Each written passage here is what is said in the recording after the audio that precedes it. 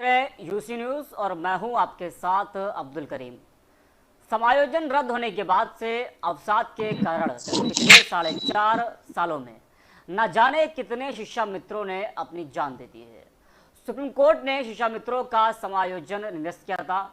उसके बाद से अब तक प्रदेश के शिक्षा मित्र केंद्र प्रदेश सरकार की ओर टकटकी लगाकर देख रहे हैं और वो लंबे समय से इंतजार भी कर रहे हैं। इस दौरान बीमारी, आत्महत्या आदि कारणों से प्रदेश के करीब 4,000 से भी अधिक शिक्षा मित्र इस दुनिया से जा चुके हैं। इसके बावजूद अब तक कोई सकारात्मक कदम सरकार की ओर से नहीं उठाया गया है। आज इसी मुद्दे पर हम चर्चा करेंगे। हमारे साथ कुछ खास मेहमान मौजूद है, उनसे आपका मैं परिचय करा देता हूँ। हमारे साथ एस के मेहंदी जी हैं, सपा नेता है, स्वागत है आपका। सैयद मोहम्मद तकी जी, आप नेता हैं। त्रिभुवन सिंह जी हैं जो प्रदेश उपाध्यक्ष हैं, उत्तर प्रदेश प्राथमिक शिक्षा मित्र संघ के हैं, आपका भी स्वागत है। वीरेंद्र कुमार शुक्ला जी हैं, जिला अध्यक्ष हैं बस्ती से, उत्तर प्रदेश प्राथमिक शिक्षा मित्र संघ के हैं ये। और खेम सिंह चौधरी जी हैं जो कि जिला अध्यक्ष है, मथुरा से हैं ये भी उत्तर प्रदेश प्राथमिक शिक्षा संघ के। और हृदय दुबे जी हैं जो कि प्रदेश उपाध्यक्ष हैं। स्वागत है आप सभी मेहमानों का। त्रिभुवन जी, सबसे पहला सवाल मैं आपसे लूंगा। 2014 से लेकर 2021 से आज न जाने कितने शिक्षा मित्रों ने 17 के बाद से अब तक न जाने कितने शिक्षा मित्र इस दुनिया से जा चुके हैं। कासगंज में भी आज एक भाई ने आत्महत्या कर ली है, तो क्या कुछ आप कहेंगे? जी देखिए, सबसे पहले आपको बहुत बहुत धन्यवाद है यूसी न्यूज़ को शिक्षा मित्रों के मुद्दे को उठाने के लिए, बार बार उनकी पीड़ा को दिखाने के लिए उत्तर प्रदेश सरकार को। 25 जुलाई 2017 जैसा कि एक ब्लैक डे था हम लोगों के लिए, हमारी जिंदगी के लिए, हम सबकी जिंदगी के लिए। और कल इस दिवस को तो हम लोगों ने प्रमुखता से ब्लैक डे के रूप में ही मनाया है। और कल ही कासगंज से एक घटना हुई है जो हमारे बीच तोमर जी नहीं रहे, उन्होंने फांसी लगाकर अपनी जीवन लीला समाप्त कर ली। इसके पहले आपने देखा था सहारनपुर से घटना घटी थी, वहां के भी एक शिक्षा मित्र ने फांसी लगाकर अवसाद में आकर अपनी जीवन लीला समाप्त कर ली। तो आखिर ये समस्याएं कब तक ऐसे चलती रहेंगी और उत्तर प्रदेश सरकार के आला अधिकारी और उनके अफसर, उनके नेता क्या कर रहे हैं, इस बात की समीक्षा की जानी चाहिए। सवाल इस बात का है कि 25 जुलाई 2017 से लेकर अब तक लगभग ये 14वीं घटना है फांसी की। इसके अलावा कम से कम 2000 से अधिक लोग अवसाद में आकर अपनी दम तोड़ चुके हैं अलग अलग कारणों से। किसी को अटैक पड़ा है, किसी कोई बीमारी से ग्रसित होकर अपनी जो है जान गंवा चुका है। तो इस प्रकार के जो आंकड़े आ रहे हैं संगठन के पास, जिसको लेकर के मैंने प्रमुखता से तमाम टीवी चैनलों में, मीडिया में भारतीय जनता पार्टी के सम्मानित नेताओं को, माननीय मुख्यमंत्री जी को, माननीय प्रधानमंत्री जी को हम लोगों ने भेजने का काम किया, लेकिन समस्याएं हमारी जस की तस बनी हुई हैं। वर्तमान में देखा जाए तो लगभग 6 महीने से भी कम समय बचा है उत्तर प्रदेश के चुनाव को। और आगे हम लोगों की जो रणनीति है, अब मैं उसको ओपन नहीं करूंगा, लेकिन वहीं दूसरी तरफ अयोध्या से संत श्रोमणी श्री राजूदास महाराज जी ने हम लोगों की समस्याओं को निराकरण करने के लिए एक किला उठाया है, तो हम लोग उनकी शरण में है इस समय। और महाराज जी से निवेदन है कि आपके टीवी चैनल के माध्यम से उनसे भी निवेदन है कि हमारी समस्या का निदान करें और स्थायित्व प्रदान करें। आज हम लोग इस कंडीशन में है कि समझ में नहीं आ रहा है किया जाए तो क्या किया जाए, और इन्हीं सारी व्यवस्थाओं के चलते लोग अवसाद में आकर अपनी जीवन लीला समाप्त करते हैं। लेकिन त्रिभुवन जी, आज मैं खबर पढ़ रहा था, उसमें सरकार ये कह रही है कि चुनाव से पहले जो शिक्षा मित्र है उनका मानदेय 2 से 4,000 बढ़ाने की बात की जा रही है। हाँ, मैं आपके चैनल से बता दूं, हम लोग मानदेय बढ़ने पर इसको स्वीकार नहीं करेंगे। सरकार ने हमसे वादा किया था, माननीय प्रधानमंत्री जी ने वादा किया था कि आपकी जिम्मेदारी हमारी है और हम आपको स्थायित्व प्रदान करेंगे। और शिक्षा मित्र का आंदोलन हम्म, पुनः शुरू हो सकता है, लेकिन हम लोग महामहिम योगी आदित्यनाथ जी के विचारों से स्पष्ट है कि वो हमारे लिए जरूर चुनाव आचार संहिता के पहले कोई स्थायित्व हल करेंगे। रही बात मानदेय की, तो मैं इस मानदेय का पूर्णतया हम्म, शिक्षा मित्रों की जो भावनाएं हैं हम्म, वो एक्सेप्ट नहीं कर रही हैं मानदेय को लेकर के। हम्म, वो ये चाहते हैं कि हम लोग अब इस कंडीशन में आ गए हैं कि हमें मानदेय नहीं चाहिए, हम्म, हमारी स्थायी व्यवस्था कर दी जाए, हम्म, 62 साल की सेवा कर दी जाए, बीमा और मेडिकल की सुविधा प्रदान की जाए। हम्म, हमें 2000 रुपए मानदेय बढ़ने से कुछ नहीं होगा, हमें हमारा सम्मान स्थायित्व चाहिए। और स्थायी समाधान के लिए उत्तर प्रदेश सरकार के पास कई सारे रास्ते हैं, कई सारी चीजें हैं। हम्म। करीम जी, ठीक है।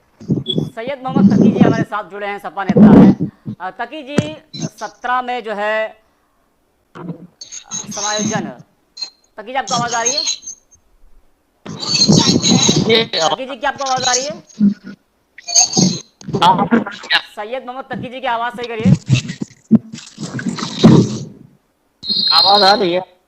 आ रही है। तकी जी, 2017 से लेकर 2021 चल रहा है ये, और न जाने कितने जो हमारे शिक्षा मित्र थे उन्होंने जान दे दिए। कासगंज में एक हमारे शिक्षा मित्र भाई हैं जो कल की तारीख में वो इस दुनिया से चले गए हैं, लेकिन सरकार पर शायद अभी भी कोई असर नहीं पड़ रहा है। 4.5 साल में न जाने कितने जो शिक्षा मित्र वो इस दुनिया से चले गए हैं। तकी जी, देखिए 20 जुलाई 2018 तक जो है ऐसा रिपोर्ट हुई 7 लोग के आसपास इसने जान त्याग की और वो फांसी लगाने पेश आया। लगातार लोग जो है जो अपनी नौकरियों की मांग कर रहे हैं, किसी न किसी हादसे का शिकार हो रहे हैं या खुद अपनी जानें दे रहे हैं। मैंने कई बार कहा है कि जो ये बेरोजगारी है ये बड़ी खतरनाक है समाज के लिए, दो धारी तलवार जैसी। इसमें या तो आदमी अपनी आत्महत्या कर लेता है और जब उसका पेट नहीं भरता, जब परिवार का पेट नहीं भरता तो आदमी जो है ना चाहते हुए अपराध करने की अपराधी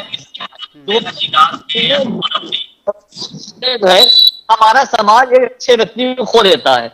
और इसलिए लोगों को रोजगार पर कराना, रोजगार रखना, नौकरी देना बहुत जरूरी है ताकि समाज में शांति बनी रहे। हमारे माननीय सांसद श्री संजय सिंह जी ने जो है चित्रा जब यहाँ पे इको गार्डन में धरने पे बैठे थे 25 जुलाई को 2018 में, तो हम लोगों ने वहां जाके उनके साथ हम लोग भी धरने पे बैठे थे और उस वक्त जो है 50 के आसपास शिक्षा मित्रों ने अपना सर मुंडन करवाया था। मुझे याद है 500 के आसपास हम लोग भी वहां पे मौजूद थे और हमारे माननीय सांसद संजय सिंह जी उनको राज्यसभा ले गए, उन्होंने बात को रखा। और ये बहुत जरूरी है कि इन शिक्षा मित्रों को जो है प्रॉपर तनख्वाह मिले, सरकारी नौकरी होती है, इनको वो सारी सुविधाएं मिले और शिक्षा मित्र योग्यताओं का हम सही से इस्तेमाल कर सकते हैं। क्योंकि शिक्षा मित्र जो है वो उसी गाँव में रहते हैं जिस गाँव में स्कूल है, ज्यादा टीचर जो है गाँव बाहर से आते हैं, दूर से आते हैं, लेकिन शिक्षा मित्र जो है उसी परिवेश के हैं, वो समाज को अच्छे समझते हैं, उस समाज में उनकी अच्छी पकड़ है। और कोई भी अगर सरकारी नीति बनती है या सरकारी योजना बनती है तो गांव तक लोगों तक पहुंचाने में बहुत कारगर साबित हो सकते हैं। आजकल देखा कोरोना का वैक्सीनेशन को लेकर बड़ी समझ की स्थिति है, लोग वैक्सीनेशन नहीं करा रहे हैं। तो शिक्षा मित्र जो है शिक्षा के साथ साथ समाज में सरकार के बीच जो एक कोऑर्डिनेशन करना चाहिए उसके लिए भी बहुत अच्छे साबित हो सकते हैं। तो हमें युवा है जो विभाग में जो युवा और जो शिक्षा और जो टीचर टीचर के सारी और चाहिए तो ट्रस्ट बनाने के लिए ये युवाओं की हम ऊर्जा को इस्तेमाल नहीं कर सकते। बीजेपी कहती थी कि हर ये इसका नारा था, तो 10 यूथ बेरोजगार होंगे, जब कमजोर मानसिक तनाव पे होंगे, परेशान होंगे, तो कैसे वो बूथ पे होंगे। तो ये बूथ को जो है तय करना है कि वो सर यहाँ के जो हमारे समाज के युवा है उसको यूथ जो हमको तय करना है कि बूथ से और तकी जी की आवाज सही की जाए। तकी जी की आवाज साफ नहीं आ पा रही है। पीसीआर, पीसीआर तकी जी की आवाज आ सही रही है? है हमारे ठीक है तकी जी आप बोलिए, बात पूरी करिए अपनी आप। मैं कह रहा हूँ कि ऐसी थी कि उसका नारा था कि हर बूथ पे 10 यूथ हो, लेकिन ये यूथ जो है बेरोजगार शिकायत कर रहे हैं। अभी आपने देखा कि गोमती के अंदर भी युवाओं ने स्कूल के जाने दे दी। तो जो कुछ परेशान है, जो जिसको बेहाल है, जिसको नहीं मिल रही, जो भूखा है, परिवार की जिम्मेदारी नहीं उठा पा रहा है, वो शर्मिंदगी के साथ बेचारा अपने हत्या कर रहा है, जो बहुत ही गलत है, समाज के लिए निगेटिव एक मैसेज चाहता है। तो बीजेपी को चाहिए कि जो बातें कर रही है उसको पूरा करे, और युवाओं को ही डिसाइड करना है कि भाई वो बीजेपी के नारों का कैसे जवाब देंगे, क्योंकि अब युवाओं को भी लड़ाई लड़नी है अपनी अपने रोजगार उत्पन्न करने के लिए। मैदान से लेके बूथ तक की लड़ाई जो है ये युवाओं को लड़नी, उनको तय करना है कि हम कैसे लोगों को अब लेके आए चुनाव में, और कैसे लोगों को जिताए जो हमारी नौकरियों को भरे। और आम आदमी पार्टी पूरी तरह से प्रतिबद्ध है कि हम जितने भी रिक्त स्थान है सरकारी, वो पूरा तत्काल प्रभाव से भरेंगे। जितने लोग संविदा पे हैं उनको भी सरकारी नौकरी देंगे और सरकारी नौकरियां उत्पन्न करेंगे, ताकि हम युवाओं के स्किल को, उनके ज्ञान को, उनकी प्रतिभाओं को सही से इस्तेमाल कर सके और उत्तर प्रदेश को एक उत्कृष्ट प्रदेश बना सके। जैसे कि मैंने कई बार कहा है, उत्तर प्रदेश जो है अनंत संभावना का प्रदेश है। ये 24 करोड़ आबादी नहीं, 24 करोड़ संभावनाएं हैं। जब भी मैं किसी युवा की तरफ, किसी उत्तर प्रदेश के नागरिक को देखता हूँ, मैं सोचता हूँ मेरे सामने एक संभावना खड़ी है। इसके अंदर भी देश को लेके, प्रदेश को लेके, अपने समाज को लेके कुछ कर गुजरने की चाहत है। तो उस चाहत को, क्षमता को अगर हम इस्तेमाल नहीं कर पा रहे हैं तो ये बड़ा दुर्भाग्यपूर्ण है। हम युवाओं को आपस में लड़वा रहे हैं, जाति के नाम पे, धर्म के नाम पे सिर्फ डबल हो रहा है, लड़ाइयां हो रही है। अब जैसा भी चुनाव में, तो पंचायती चुनाव हुए थे, उसमें क्या हुआ, तमंचे के दम पे चुनाव लड़ा गया, गोली चलाई गई, वहां पे हरगोले चलाए गए। एसपी कह रहा था मुझे थप्पा मारा, तमाचे मारे बीजेपी की कार्यकर्ताओं ने। इस तरह से हम युवाओं को वर्गला रहे हैं, उनको लड़ा रहे हैं, लेकिन उनके अंदर जो प्रतिभाएं हैं, जो उनके अंदर शिक्षा है, उनके जो कर गुजरने की क्षमता है देश के लिए, समाज के लिए, तो उसको सही दिशा नहीं दे पा रहे हैं। हाँ। तो दिशा देना बहुत जरूरी। इतने भी सरकार जो है, जब चुनाव का समय करीब आ रहा है तो सरकार अब कह रही है कि जो यही शिक्षा मित्र है, कह रहे हैं कि जो है इनका मानदेय 2 से 4 हजार बढ़ा दिया जाएगा, लेकिन शिक्षा मित्र कह रहे हैं कि हम मानदेय नहीं लेंगे, हमें अब स्थायी कर दीजिए, बस अध्यापक हमको बना दीजिए बस। बिल्कुल बिल्कुल, ये इनको स्थायी करना चाहिए। और ज्यादातर नौकरियां जो संविदा पे लोग हैं, जो बेचारे, इनको पता नहीं अगले महीने मुझे सैलरी आएगी नहीं आएगी, नौकरी चलेगी नहीं चलेगी, कब तक नौकरी जाएगी, इन सारे लोगों को अस्थायी नौकरी देना चाहिए, ताकि ये मानसिक तौर पे एक तरफ से तो इनको सुकून मिले, और जो भी देश की इकोनॉमी है, अर्थव्यवस्था है, वो इस बात पे डिपेंड करती है कितने लोग सरकारी कर्मचारी हैं, कितने लोगों की तनख्वाह जो स्थायी है।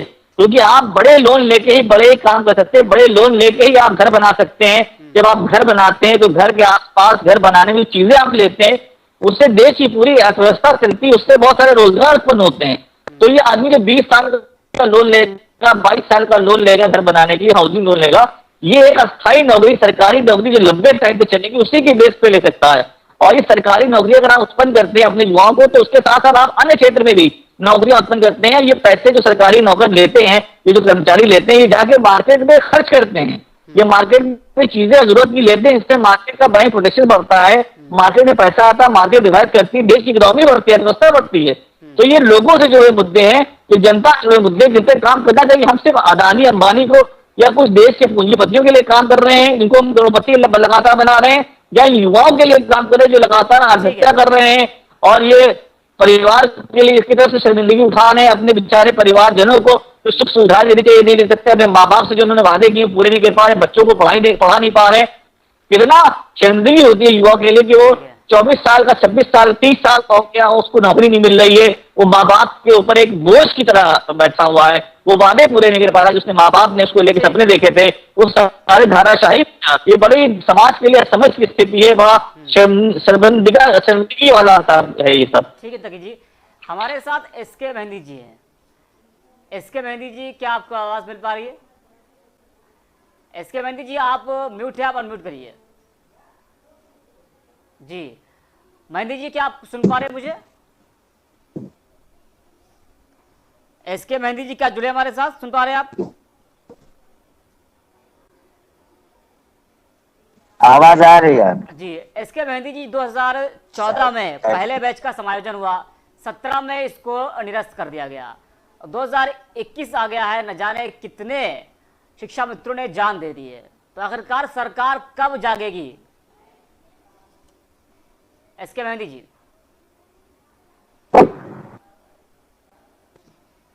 हेलो। हाँ, हेलो। एस के मेहंदी जी, आपने सवाल सुना? जी जी जी जी, आप रिपीट कर दे तो बेहतर रहेगा, मैं थोड़ा सेट कर मेहंदी रहा था। जी, 2014 में जी पहले बैच का समायोजन हुआ। 17 में इसको निरस्त कर दिया गया जब योगी जी आए। उसके बाद से अब तक 2021 चल रहा है, 4.5 साल का समय हो चुका है। और इन 4.5 सालों में न जाने कितने शिक्षा मित्रों ने अपनी जान दे दी है। तो कब सरकार जागेगी? सरकार तो इन शिक्षक मित्रों को लेकर, अध्यापकों को लेकर, प्रदर्शन को लेकर न पहले कभी गंभीर थी ना अब है। मैं आपको याद दिलाना चाहूंगा 2017 में अखिलेश जी जब चीफ मिनिस्टर हुआ करते थे उत्तर प्रदेश के, तो इनको अस्थायी नौकरी देने का काम किया था मौजूदा सरकार ने। उस बिल्कुल। वक्त की हमारी पूर्ववर्ती सरकार थी, व्यवस्था के अंतर्गत इनको नौकरी देने का काम किया था और नौकरी इनकी चल रही थी, बहुत शानदार नौकरी चल रही थी। लेकिन जब 2017 का चुनाव आया, विधानसभा चुनाव, नेटवर्क इशू है मेहंदी जी की आवाज क्लियर नहीं हो पा रही है। हाँ, शहर में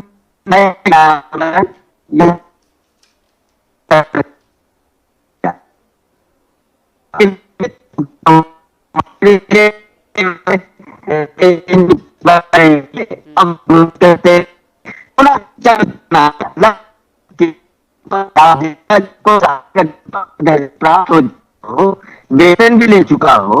हाँ, नेटवर्क इशू है मेहंदी जी की तरफ, तो मेहंदी जी की आवाज क्लियर नहीं मिल पा रही है। मेहंदी जी, आपसे आपके पास हम बाद में आएंगे, थोड़ा नेटवर्क इशू है आपकी तरफ। क्या हमारे साथ वीरेंद्र शुक्ला जी हैं? वीरेंद्र जी क्या जुड़े हमारे साथ? खेम सिंह चौधरी जी हैं क्या? जी, खेम सिंह सुन जी, पा रहे हैं आप बताइए। मुझे? जी नमस्कार सर। नमस्कार खेम जी, ये बताइए कि 2014 में पहले बैच का समायोजन किया गया था, 17 में इसको निरस्त कर दिया गया था, और 17 के बाद से न जाने कितने शिक्षा मित्र हैं जिन्होंने अपनी जान दे दी है। तो आप लोग चाहते हैं कि आप लोग को स्थायी किया जाए, आप लोग को अध्यापक बना दिया जाए, लेकिन सरकार की तरफ से शायद कोई इशारा अभी मिल नहीं पा रहा है। जी ऐसा है, नमस्कार सभी। आपको नमस्कार सर, और सभी जो श्रोता है उनको नमस्कार। देखिए 2017 में जो समायोजन रद्द हुआ, वो मेरा मानना है कि सीधे सीधे भारतीय जनता पार्टी की लच्चर पैरवी के कारण हुआ। अगर भारतीय जनता पार्टी ने सुप्रीम कोर्ट में हमारी पैरवी ठीक से की होती तो समायोजन रद्द इस तरीके से न होता। उसमें कुछ कंडीशनें लगा दी जाती, लेकिन शिक्षा मित्रों का समायोजन रद्द नहीं होता। ठीक है, कोर्ट का आदेश था, माना गया। लेकिन 2017 के संकल्प पत्र में भाजपा ने हमसे क्या वायदा किया था, आपको मैं बता दूं कि जिस समय हमारा समायोजन हाईकोर्ट से रद्द हुआ था और माननीय योगी जी गोरखपुर के सांसद थे, उस समय योगी जी के ये शब्द थे कि बेसिक शिक्षा मित्र बेसिक शिक्षा की रीढ़ है और शिक्षा मित्रों के बल पर ही बेसिक शिक्षा चल रही है। लेकिन जैसे ही सरकार में आते हैं माननीय योगी जी चीफ मिनिस्टर साहब, जैसे ही सरकार में आते हैं तो उनकी तरफ से ये कहा जाता है कि शिक्षा मित्र अयोग्य हैं। मैं तो सबसे पहले सभी राजनीतिक लोगों से ये बात पूछना चाहता हूं कि ये सत्ता के साथ बदलते क्यों हैं, इनकी भाषाएं बदलती क्यों हैं? आपने हमसे वायदा किया, ये मेरे पास आपको दिख रहा होगा। तो ये घोषणा पर इनका संकल्प पत्र है, भाजपा का संकल्प पत्र है। आपने वायदा किया था, हमने आपसे नहीं मांगा था, आपने हमसे वायदा किया था कि शिक्षा मित्रों को जब हमारी सरकार बनेगी तो हम 3 महीने में समाधान कर देंगे। लेकिन हुआ इसका विपरीत। 3 महीने में हमारी समस्या का समाधान तो नहीं हुआ, लेकिन 3 महीने में कोर्ट से हमारा जो समाधान था वो आपकी लचर पैरवी के कारण रद्द हो गया। अब इसके बाद भी हमें ये उम्मीद थी कि शायद जिस तरह से मुख्यमंत्री जी हमारी मतलब वो चिंता करते थे उस समय जब सांसद थे, तो अब वो हमारे लिए कुछ करेंगे। लेकिन आज इंतजार करते करते 4 साल बीत गए। हमने बहुत सारे धरना प्रदर्शन भी किए, अपनी मांगे ट्विटर से भी के जरिए रखी, अन्य जो भी साधन थे उनके जरिए रखी, लेकिन आज तक कोई सुनवाई नहीं हुई। अभी कल मैंने सुना, आज सुना मैंने, अखबार में पढ़ा कि शिक्षा मित्रों का मानदेय सरकार 2 से 4 हजार करने बढ़ाने पर सोच रही है, विचार कर रही है। तो मैं सरकार के सभी नुमाइंदों से पूछना चाहता हूँ कि आखिर शिक्षा मित्र कब तक, आप 5 साल में 2 हजार रुपए की बढ़ोतरी पे आते हैं, अगले 5 साल में फिर कोई सरकार आएगी या आपकी आएगी, फिर 5 हजार आते हैं, तो क्या ये शिक्षा मित्र जीवन भर लड़ता ही रहेगा? हमने माननीय कल्याण सिंह से शुरुआत करके और हम योगी जी तक पहुंचे हैं, हर सरकार में आंदोलन प्रदर्शन करते रहे हैं। तो आज मेरा शिक्षा मित्र में जो भी है औसतन 50 की उम्र रखता है। आज से 10 साल पहले, 15 साल पहले शिक्षा मित्रों के ऊपर जिम्मेदारियों का बोझ इतना नहीं था, क्योंकि वो माँ बाप का भी सहारा था। आज माँ बाप नहीं रहे, या माँ बाप कमाने से मतलब उनकी कमाई खत्म हो गई, बुजुर्ग हो गए। आज उल्टा माँ बाप की जिम्मेदारी बच्चों यानी शिक्षा मित्रों पर, और स्वयं अपने बच्चों की जिम्मेदारी है। आपको मैं 1 मिनट ये बता दूं, सब लोगों को ये दिखाई देता है शिक्षा मित्रों को 10,000 रुपये मानदेय मिलता है, लेकिन 12 माह का नहीं मिलता, 11 माह का मिलता है। इस हिसाब से 9,000 रुपये महीने मिलते हैं, 300 रुपये प्रतिदिन के हिसाब से। अब आप आज की महंगाई में, जहाँ पेट्रोल 100 रुपये लीटर है, सब्जियां के भाव 50-50, 100-100 रुपये किलो हैं, उस स्थिति में आप कोई भी पारिवारिक व्यक्ति ये अंदाजा लगा सकता है क्या वो 300 रुपये में अपना और अपने सिर्फ बच्चों का सिर्फ रोज की डेली की खाने की व्यवस्था, बीमारी नहीं कह रहा हूं मैं, बीमारी के ऊपर नहीं जा रहा हूं, कुछ अन्य सुविधाओं पे नहीं जा रहा हूं, क्या 900 रुपये में 50 रुपये लीटर का दूध खरीद सकता है? क्या 50-100 रुपये की सब्जी खरीद सकता है? क्या 30 रुपये का किलो का 40 रुपये किलो का आटा खरीद सकता है? क्या उनका व्यवस्था कैसे चल रही है? और आपको बता दूं ये मौसम, आज तमाम जो विद्यालय है वहां पर जो हाई स्कूल पास है वो अध्यापक हैं, वो अपना अध्यापक है, लेकिन जिनके पास योग्यता है, जिनके पास डिग्री है, जो बीटीसी है, जिन्होंने टेट पास भी कर लिया है, स्नातक है, लेकिन तब भी आज उनको पद नहीं मिल रहा है। यही मलाल है सर। ऐसा है कि ये जो योग्यता का जो बातें की जा रही है ना शिक्षा मित्रों के ऊपर, ये निराधार है, ये सरासर निराधार है। शिक्षा मित्र बीटीसी पास है, शिक्षा मित्र टेट पास है, शिक्षा मित्र स्नातक है, इसके बावजूद भी इसके बावजूद भी उसे उसका हक अधिकार नहीं मिल रहा है। बराबर के अध्यापक को 60-70 हजार रुपये तनख्वाह मिलती है, शिक्षा मित्र को उनसे 7 गुना कम पैसा, मतलब 7 गुना नीचे कम पैसा शिक्षा मित्रों को मिल रहा है। शिक्षा मंत्री जी कहते हैं आपके कि जो वो कभी शिक्षा मित्रों के मामले में सरकार कोर्ट नहीं गई, और जो विपक्षी पार्टी है वो जो है गलत जानकारी दे रही है। तो जब जी ये बोलिए आप। जी नहीं आप बताइए सर जी, आप बोलिए पूरा। जो शिक्षा मंत्री जी है वो कह रहे हैं कि शिक्षा मित्रों के मामले में सरकार कभी कोर्ट नहीं गई, और वो कह रहे हैं कि जो विपक्षी पार्टियां हैं वो जो है गलत जानकारियां दे रही हैं। क्या आपको लग रहा है कि जो मंत्री जी वो सही कह रहे हैं?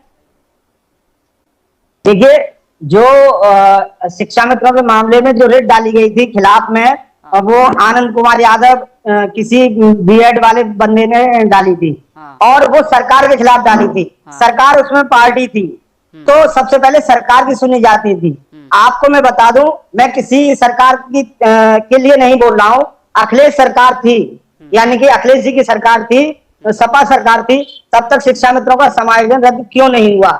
क्योंकि वो पैरवी लगातार उन्होंने, अब चाहे ये मान लीजिए उन्होंने समायोजन किया था इसलिए, या अन्य जो भी कारण रहा हो, या उन्होंने पैरवी की कोर्ट में, लेकिन जैसे ही माननीय योगी जी की सरकार आई, इन्होंने अपने हाथ खींच लिए, और बहुत अच्छी पैरवी, बहुत अच्छे वकीलों द्वारा, या बहुत अच्छा वहां हमारा पक्ष नहीं रखा गया। यही एक वजह थी शिक्षा मित्रों के वहां हारने की। ठीक है, हमारे साथ त्रिभुवन जी हैं।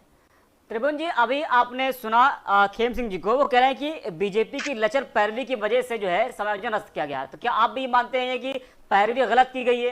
पैरवी अगर सही की गई होती तो जो समायोजन निरस्त किया गया था वो ना होता? त्रिभुवन जी, त्रिभुवन जी आप म्यूट है, आप अनम्यूट करिए। त्रिभुवन जी क्या आपको आवाज नहीं आ रही है? जी त्रिभुवन जी अभी एक चीज जो हम सुन रहे थे वो कह रहे थे कि बीजेपी ने गलत पैरवी की ये थी। जाहिर सी बात ये जी है आपको आवाज कि नहीं आ रही अगर है? उत्तर प्रदेश सरकार मजबूती से शिक्षा मित्रों का पक्ष हाँ। माननीय सुप्रीम कोर्ट में रखती तो ये व्यवस्था या ये जो निर्णय आया है कहीं ना कहीं थोड़ा सा अलग होता। हाँ हेलो, जी जी बोलिए आप, बोलिए आप। क्या आवाज आ रही है? हाँ आवाज आ रही है, आप बोलिए। हेलो, त्रिभुवन जी आप बोलिए, आवाज आ रही है। अब्दुल जी आवाज आ रही है? जी जी आ रही है, आप बोलिए, बात रखिए अपनी आप। मैं ये कह रहा हूँ कि कहीं ना कहीं उत्तर प्रदेश सरकार की के अधिकारियों की ये नाकामी रही है या उनका शिक्षा मित्रों के प्रति वो रवैया नहीं था जो पहले था। हाँ। और जैसे ही सरकार बदली है जाहिर सी बात है कि माननीय सुप्रीम कोर्ट में शिक्षा मित्रों की जो पैरवी की गई है बहुत ही उतनी अच्छी तरीके से नहीं की गई है और जिसका परिणाम 2.25 लाख शिक्षा मित्रों ने भुगता और उनसे जुड़े लगभग 60 लाख परिवारों ने ये दर्द महसूस किया। आखिर सुप्रीम कोर्ट से फैसला आने के बाद सुप्रीम कोर्ट ने ये कहीं नहीं लिखा है अपने फैसले में कि शिक्षा मित्रों का मानदेय कम कर दिया जाए। सुप्रीम कोर्ट ने अपने फैसले में ये नहीं कहीं लिखा है, लेकिन उत्तर प्रदेश सरकार एक जीवन यापन देने के लिए एक ऐसी व्यवस्था कर सकती थी कि शिक्षा मित्र जो है आराम से अपने बच्चों का भविष्य और अपने माँ बाप का और अपना आराम से उनका भरण पोषण कर सकता था। आप बताइए जो आदमी 35 से 40 हजार रुपए पा रहा है, सारी योग्यता रखता है, तो क्या उसका मानदेय एकदम से कम, उसका जो मानदेय है वो वेतन से एकदम कम कर देना चाहिए था? नहीं करना चाहिए था। मेरी समझ से अगर योगी सरकार 30 से 35 हजार रुपए भी कर देती तो ये शायद समस्याएं नहीं आती। और मैं आपके टीवी चैनल के माध्यम से निवेदन करता हूं और अपील करता हूं कि माननीय योगी जी आज हमारी समस्याओं को आपने देखा समझा, माननीय प्रधानमंत्री जी ने भी देखा। आज अगर आप हमारा मानदेय बढ़ाकर 35 हजार रुपए और 62 साल की सेवा, बीमा और मेडिकल ये सारी सुविधाएं अगर हमें प्रदान कर देते तो हमें आपसे कोई शिकायत नहीं है, हमें किसी प्रकार की कोई शिकायत नहीं है। लेकिन आपने जो वादा किया था उस वादे को यथाशीघ्र पूरा करें। आप देख रहे हैं कि लगातार अवसाद के चलते कई घटनाएं हुई। इधर पंचायत चुनाव में लगभग 230 से अधिक शिक्षा मित्रों ने अपनी जान गंवाई, वहीं हमारे सहायक अध्यापक भी हताहत हुए एवं अन्य डिपार्टमेंट के लोग भी हैं, मनरेगा के हैं, रोजगार सेवक हैं, आंगनवाड़ी हैं, कई लोगों ने अपनी जान गंवाई। और मैं आपके टीवी चैनल के माध्यम से एक अपील और करता हूं कि माननीय मुख्यमंत्री जी ने ट्वीट करके ये जानकारी दी थी कि जितने भी शिक्षा मित्र पंचायत चुनाव में एक्सपायर हुए हैं, खत्म हुए हैं, शहीद हुए हैं, उनके परिवारजनों को एक एक सदस्य को नौकरी दी जाएगी और 30 लाख रुपए दिया जाएगा। लेकिन माननीय योगी जी ने, उनके अधिकारियों ने, योगी जी की गलती नहीं है, उनके अधिकारियों ने एक ऐसी व्यवस्था बनाई कि मात्र 145 शिक्षा मित्रों को लाभ दिया गया है और जिन लोगों ने अपनी जान गंवाई है आज उनके परिजन सड़क पर भूखों मर रहे हैं। और मैं जल्द ही उनके परिजन को ले जाकर के मुख्यमंत्री आवास के सामने खड़ा कर दूंगा और कहूंगा कि अब आप माननीय मुख्यमंत्री जी से कहूंगा कि इनके साथ न्याय करिए। आखिर इनको न्याय कैसे मिलेगा? इन्होंने जो एक आदमी था कमाने वाला वो भी गंवा दिया और उनके परिवार वालों को कुछ मिला भी नहीं। तो आपके टीवी चैनल के माध्यम से निवेदन है कि उनके परिवार वालों को जल्द से जल्द एक नौकरी दी जाए जिसकी घोषणा तत्कालिक रूप से की जाए। ठीक है, वीरेंद्र कुमार शुक्ला जी क्या हमारे साथ? वीरेंद्र कुमार शुक्ला जी जुड़े हैं क्या? अच्छा, क्या हमारे साथ हृदय दुबे जी है? जी हृदय जी, क्या आपको आवाज मिल पा रही है? हृदय जी आप म्यूट अनम्यूट करिए आप, ताकि आपके पास आ रहे हैं। बस एक मिनट। हृदय जी क्या हमारे साथ? ठीक है, सैयद हमारे साथ एसके मेहंदी जी हैं। एसके मेहंदी जी, अभी जो तमाम जो शिक्षा मित्र हैं वो कह रहे हैं कि सरकार ने कोर्ट में पैरवी सही से नहीं की, और अगर सरकार ने पैरवी सही से की होती तो आज जो ये जो निरस्त किया गया था समायोजन, वो शायद ना होता। मेहंदी जी, एसके मेहंदी जी, आप म्यूट है, आप अनम्यूट करिए।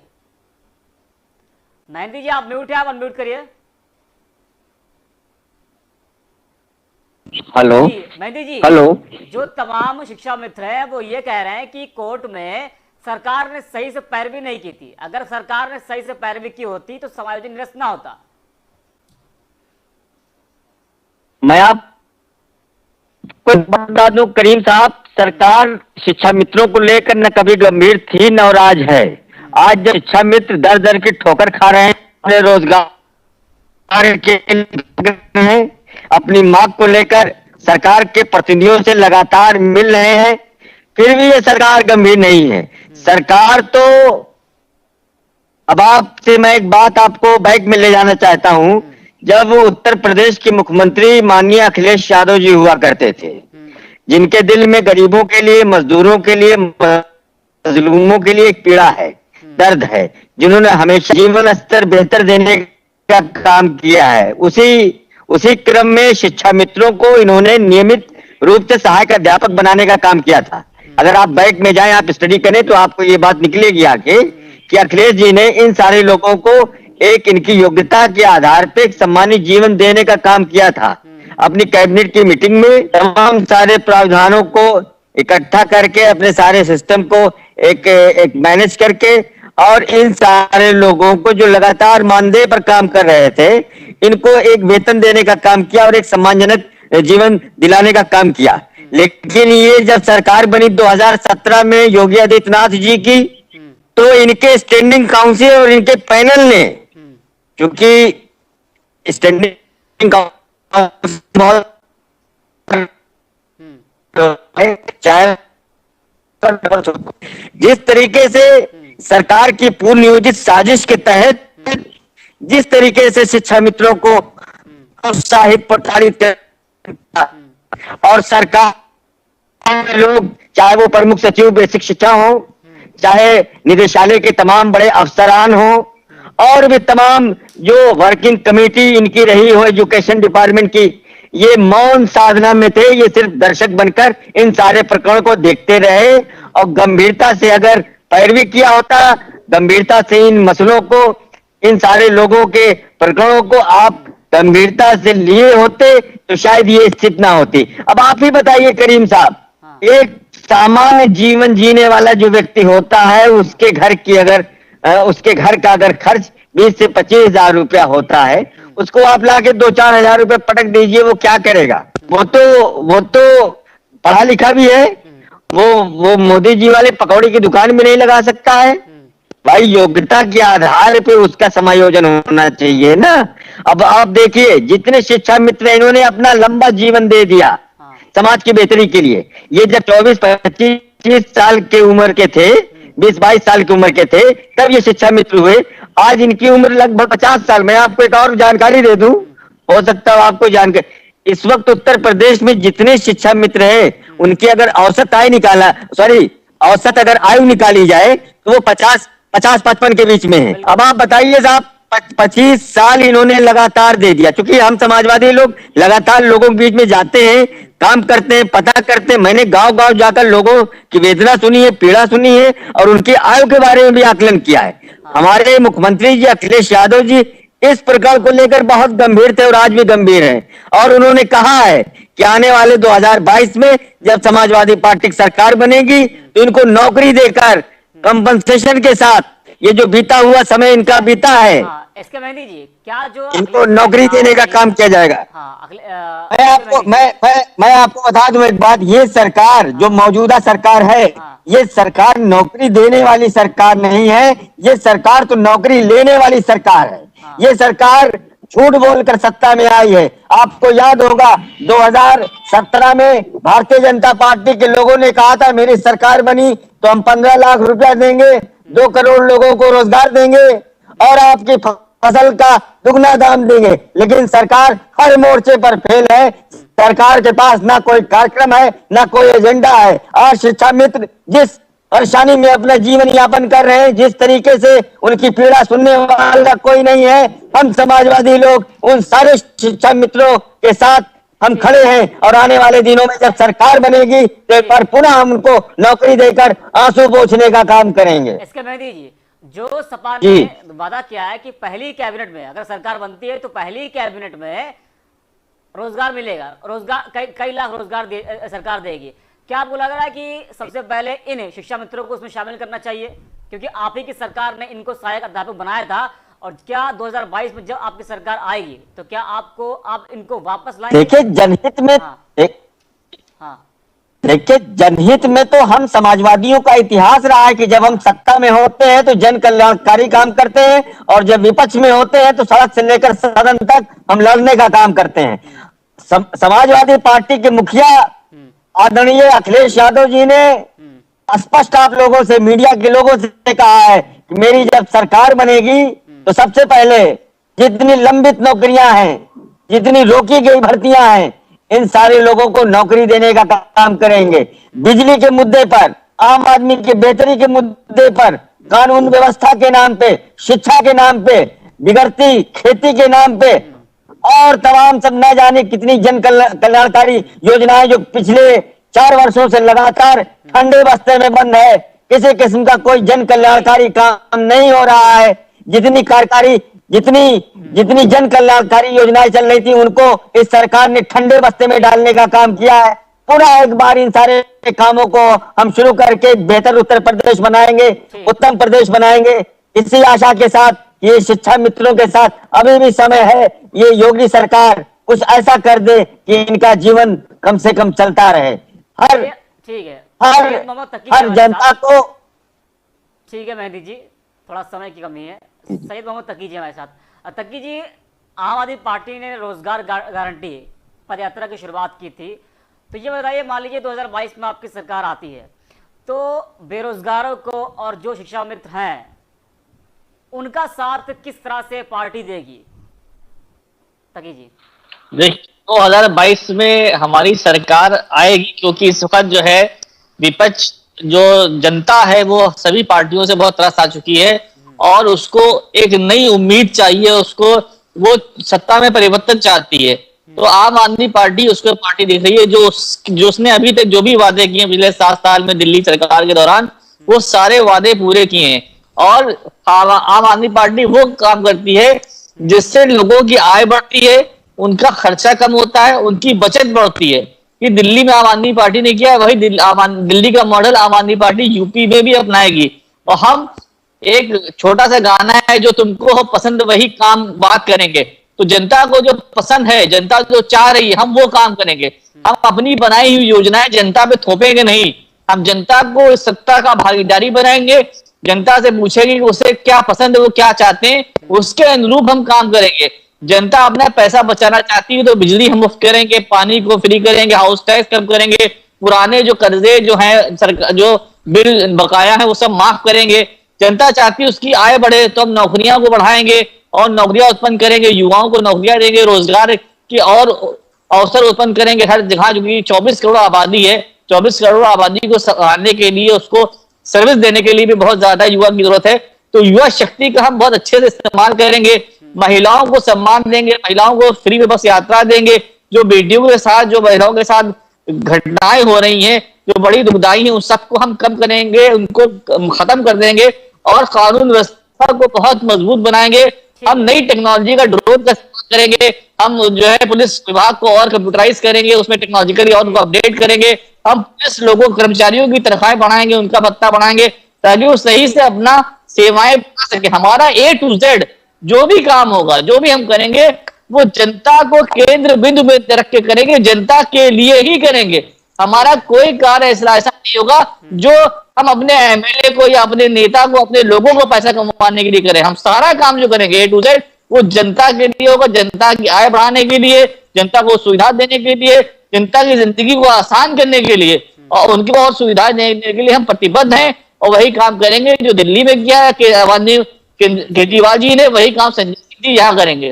ये मैं आपको आश्वासन देना चाहता हूँ, ये प्रतिज्ञा है मेरी। ठीक है, ये हम हमारा खेम सिंह जी, अभी जैसे कि आप सुन रहे थे इसके मेहंदी जी को, वो कह रहे थे कि जो है 25 साल की उम्र में शिक्षा मित्र बने, और आज 1.5 लाख में तमाम शिक्षा मित्र ऐसे हैं जिनकी उम्र 50 साल की हो गई है, 45-50 साल की उम्र हो गई है, महज 10 से 15 साल का वक्त बचा है, रिटायरमेंट का वक्त आ जाएगा। तो क्या आपको लग रहा है कि सरकार को ये मौका मिल रहा है और सरकार चाह रही कि जो है समय करीब आ जाए रिटायरमेंट का, उसके बाद उसको ये कहने का मौका मिल जाए कि साहब अब तो उम्र आ गई है?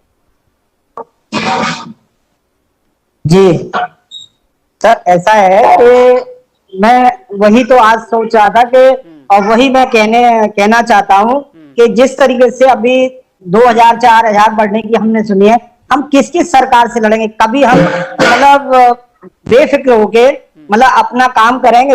एक तरफ से जीवन को मतलब आखिरी हमारे जीवन के 10-15 साल बचे हैं, हम औसतन 50 की उम्र है, तो आप लगा लीजिए कि 10 साल का समय बचा है।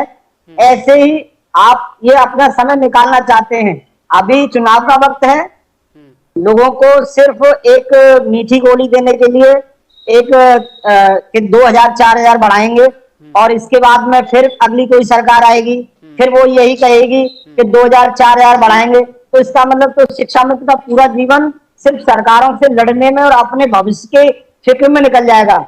क्या उसे इतना हक नहीं है कि वो अपने बचे हुए जिंदगी के 10 साल जो बचे हुए हैं उसके पास में, उसको मतलब उसमें अपनी जिम्मेदारियों का, आज जिम्मेदारियां हैं 50 साल के उम्र के लोगों में आप देख सकते हैं कि उनके बच्चे उनके बराबर के हो जाते हैं, यानी कि ब्याह शादी के लायक हो जाते हैं। आज वो अपनी बेटियों की शादी कैसे करेगा? आज अगर आज सरकार के पास मौका है, अगर शिक्षा मित्रों को वो स्थायी करती है, उनको ठीक ठाक वेतन जो है अध्यापकों के सामान्य उससे थोड़ा बहुत कम करके अगर देती है, तो हम लोग भी अपने बच्चों की शादियां कर पाएंगे ठीक से। अपने जो हमारी जिम्मेदारियां है इस उम्र में, अपने माँ बाप के लिए जो बुजुर्ग है जिन्हें हम इलाज करा सकते हैं उनका, आज वो इलाज के अभाव में मर रहे हैं या हम उनकी जिम्मेदारियों से भाग रहे हैं क्योंकि हमारे पास पैसा नहीं है, तो हम अपने माँ बाप को भी ठीक से नहीं देख पा रहे हैं, हम अपने बच्चों को भी नहीं पढ़ा पा रहे हैं। तो सरकार की से मैं आप चैनल के सरकार से मैं आपके चैनल के माध्यम से अपील करूंगा पूरी भारतीय जनता पार्टी से, माननीय योगी जी से, माननीय मुख्यमंत्री जी से, कि आज आपके पास बहुत सुनहरा मौका है, आप इतने लोगों को एक नया जीवन दे सकते हैं और एक मिसाल कायम कर सकते हैं। अरे भाई चौधरी साहब, अरे ऐसे सरकार बनाएंगे यार, ऐसे सरकार बनाएंगे, ऐसे सरकार बनाएंगे। हाँ भाई इंजीनियर साहब आओ। त्रिभुवन जी, ठीक है त्रिभुवन जी, क्या आपको आवाज आ रही है? भाई त्रिभुवन जी, क्या आपको चौधरी साहब ऐसे सरकार बनाएंगे? कृपया मेहंदी जी को म्यूट किया जाए, कृपया मेहंदी जी को म्यूट किया जाए। त्रिभुवन जी, क्या आपको आवाज मिल पा रही है? त्रिभुवन जी आप म्यूट है, आप अनम्यूट करिए। क्या त्रिभुवन जी आपको आवाज मिल पा रही है? ठीक है, अरे त्रिभुवन जी क्या आपको आवाज मिल पा रही है?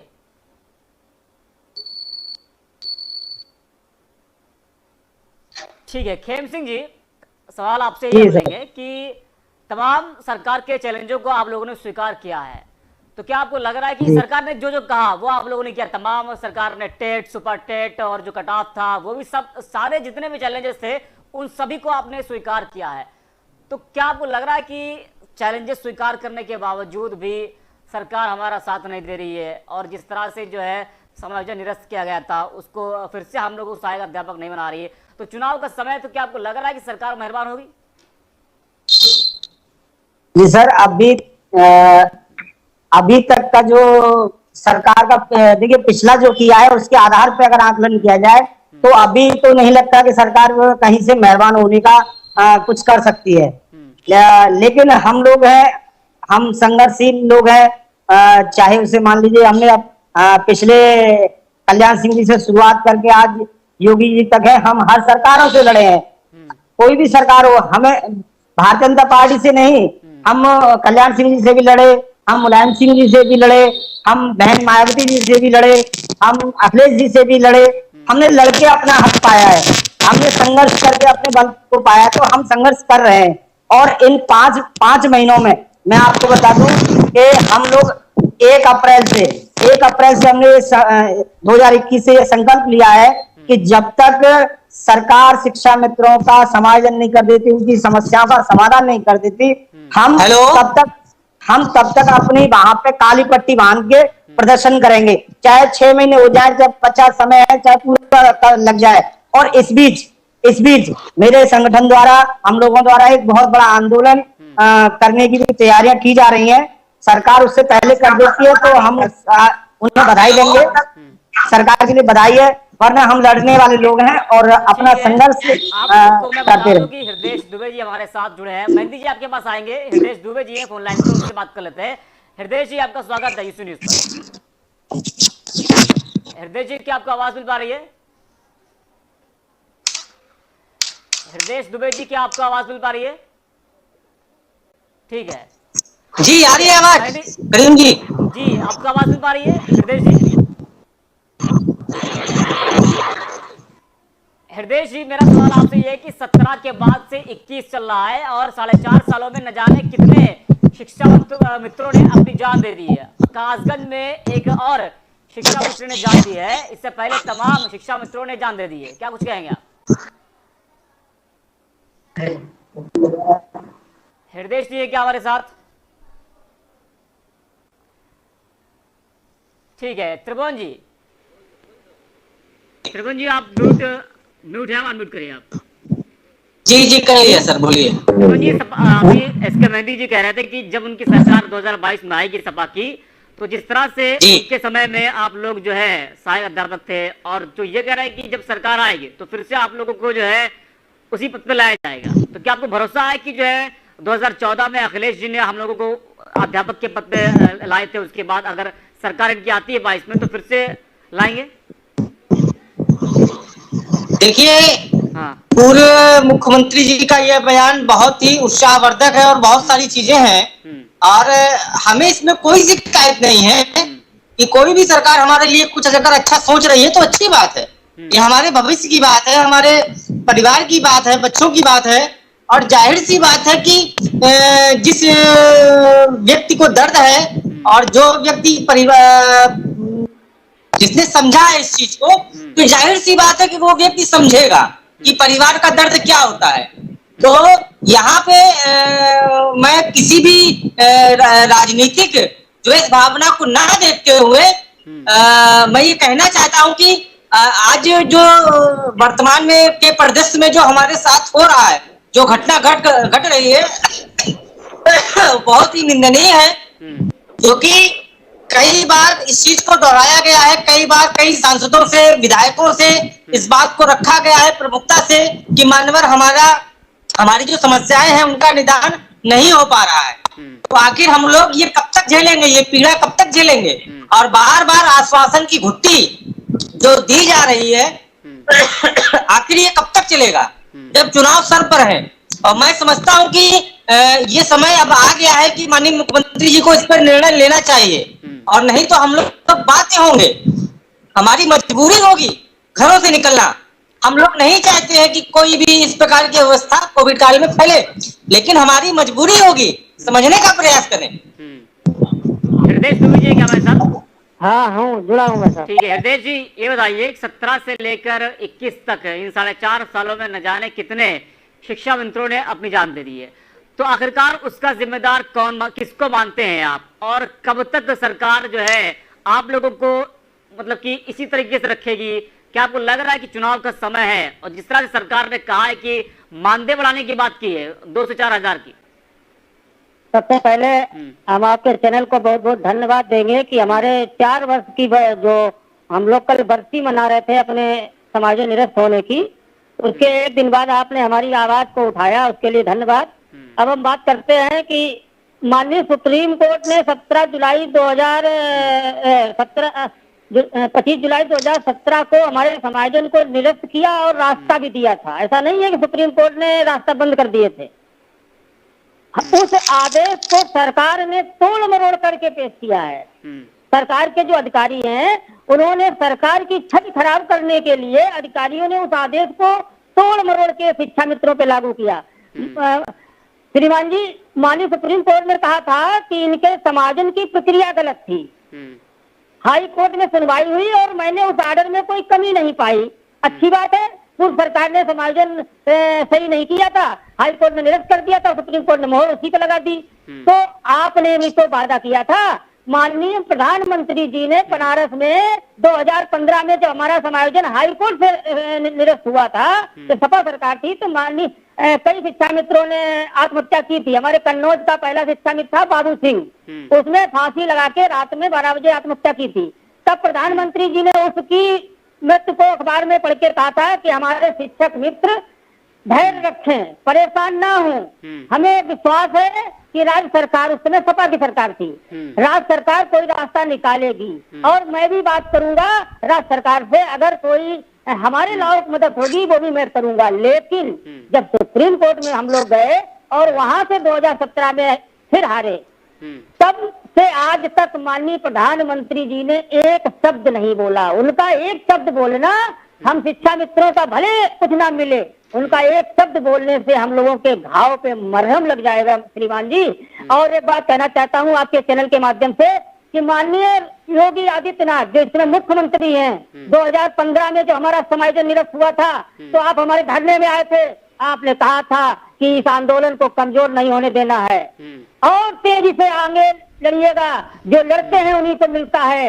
और तब आप विपक्ष में थे, लेकिन जब आप सत्ता में आ गए तो आपकी बातें बदल गई, आपकी आवाज बदल गई। अब आप कहते हैं कि आंदोलन करते हैं, ये तो गुंडे हैं। मतलब आप विपक्ष में हैं तो हम आंदोलन करें तो अच्छा है, आप सत्ता में आ जाए हम आंदोलन करें तो हम गुंडे हो गए। माननीय मुख्यमंत्री, माननीय प्रधानमंत्री से आपके चैनल के माध्यम से मैं कहना चाहता हूँ, शिक्षा मित्रों की धैर्य की परीक्षा ना लो। शिक्षा मित्र हर सरकार से लड़ा है, आपसे भी कमजोर नहीं है, लड़ना चाहता है आपसे, लेकिन कोरोना काल है, आपने कई प्रकार के रास्ता वो लगा रखे हैं, न अब तक लखनऊ और दिल्ली में शिक्षा मित्र दिखाई पड़ता। फिर भी हम लोग अभी निवेदन आपसे कर रहे हैं, आप हमारे सुप्रीम कोर्ट के ऑर्डर का पालन कीजिए। अभी आपने हमारे भाई से पूछा था कि माननीय शिक्षा मंत्री जी कहते हैं कि हम कभी कोर्ट नहीं गए, हम कभी कोर्ट नहीं गए सरकार के खिलाफ। हमारे भाई ने आपको नहीं बता पाया, मैं सुन रहा था, मैं आपको बताना चाहता हूँ 68,500 भर्ती में एकल बेंच के ऑर्डर पर सरकार भर्ती कर लेती है और वही 69,000 भर्ती में एकल बेंच के ऑर्डर हमारे पक्ष में आया था, उसके खिलाफ सरकार डबल बेंच गई, डबल बेंच से सुप्रीम कोर्ट गई, यहाँ तक कि हमको नेस्ता नाबूद कर दिया।